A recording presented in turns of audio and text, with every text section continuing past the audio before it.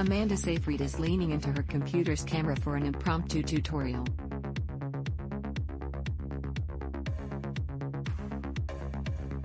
When it was announced that she would be playing disgraced Silicon Valley darling Elizabeth Holmes in a new Hulu limited series, most of the focus was on whether she could convincingly mimic Holmes' famous deep baritone.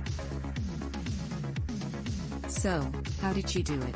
Keep your tongue flat in the back, like, flatten it over the back of your teeth, she says, disapprovingly yet encouragingly, her wide eyes narrowing with focus as she observes me stumbling over these vocal Pilates. It's funny, this is the first time I'm describing it like I was used to it as a muscle memory. So yeah, it's deeper. It's like a kind of valley girl almost. Based on the podcast of the same name, The Dropout tracks the rise and fall of Holmes and her biomedical company, Theranos.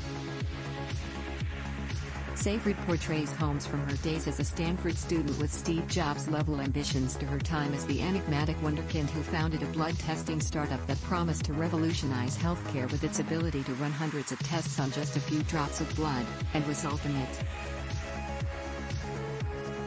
At Theranos Zenith, Holmes became known for her personal style, which seemed poised for mythmaking.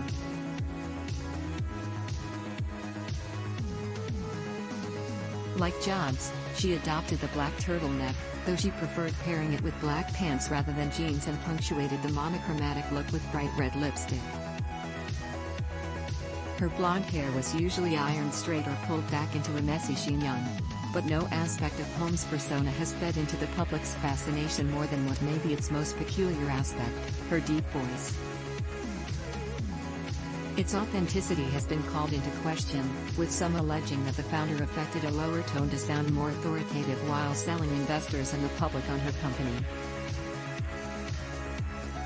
In the Dropout podcast, former co-workers of Holmes said that she occasionally slipped out of her deep, low voice and spoke in a higher pitch.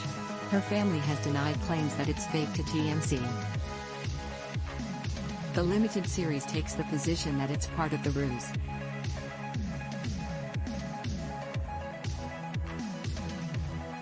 Seyfried's take on Holmes' distinctive voice comes barely a minute into the first episode of The Dropout, during a scene where she's participating in an interview well into Theranos' rise.